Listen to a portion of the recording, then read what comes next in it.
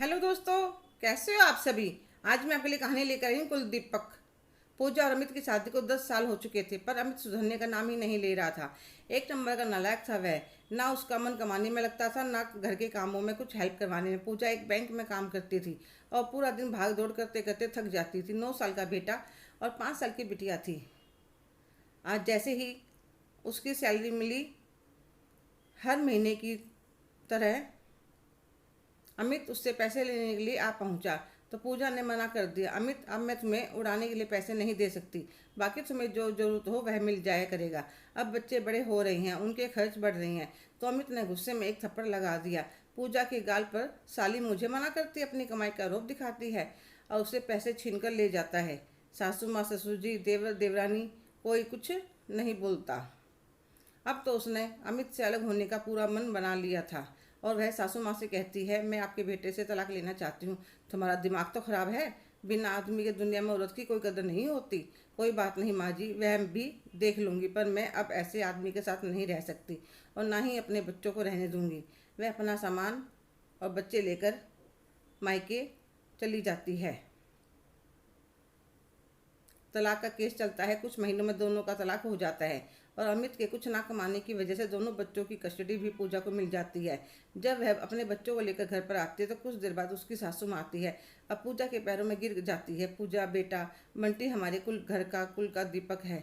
एक बच्चे पर तो हमारा भी हक। मैं उसे किसी तरह की कमी नहीं होने दूंगी। मुझे मेरा पोता दे दो, नहीं तो मैं जी नहीं पाऊंगी। पूजा जानती थी देवरानी की भी 2 बेटी हैं, इसलिए इनका बंटी में कुछ ज़्यादा ही मोह है। उनके इस तरह बिलखने से वह मना नहीं कर पाती, अपने कलेजे के टुकड़े को उन्हें सौंप देती है।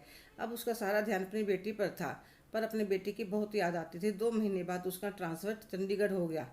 वह अपनी बेटी को लेकर वहाँ पर चली गई। आज 3 साल बाद वह दिल्ली वापस आ रही थी। जब पूजा तलाक लेकर अपने मायके आई थी, तब उसकी देवरानी के तीसरा बच्चा होने वाला था। भाभी ने बताया था बेटा हुआ है। उसने सोचा अपने बंटी और देवर के बेटे से भी मिल लूँगी। मैं शाम को अपने घर पर आई, रात को खाना खाकर अपने कमरे में सो गई और सुबह उठते ही सबसे पहले अपने बेटे से मिलने के लिए अमित के घर पहुँच गई। कहीं उसके पहुँचने से पहले बेटा स्कूल ना चला जाए। मैं घर के बाहर जाकर देखती हूँ, कोई गाड़ी धोने लग रहा था। मैंने उसकी तरफ ध्यान नहीं करती और गेट पर जाकर देखती हूँ, मैंने मेन डोर खुला था। अंदर देवरानी सासू माँ पर चिल्लाने लग रही थी, एक तो बच्चा, ऊपर से तुम्हारा वह नालायक बेटा, और ऊपर से उस पिल्ले को भी अपने पास रख लिया। मेरे से नहीं होता इतना खर्चा और ना ही इतना काम। सासू माँ कहने लग रही थी, बहू ऐसा मत कह, वह तेरे जेठ का बेटा है। जेठ का बेटा नहीं, निकम्मे बाप की औलाद के साथ ऐसा ही व्यवहार होता है। सासू माँ, कहाँ मर गया वह। अरे ओ बंटी, कहाँ मर गया। सुबह सुबह तो बाहर से आवाज़ आती है, आया चाची। वह अंदर आता है तो पूजा उसे दूर खड़ी देख रही थी। यह तो वही बच्चा है जो बाहर गाड़ी साफ कर रहा था। उसका दिल धक से रह गया। वह अंदर कमरे में गया, बोला, चाची आपने आवाज़ दी। चाची के बच्चे अभी तक दूध नहीं लेकर आया। उसके मुंह पर थप्पड़ जड़ देती है, काम का ना काज का, 2.5 सेर अनाज का। तेरी माँ मेरे मत्थे मर गई तुझे। पूजा गुस्से में लाल होकर कमरे के अंदर आती है। मोनिका, तुम्हारी हिम्मत कैसे हुई मेरे बेटे के ऊपर हाथ उठाने की।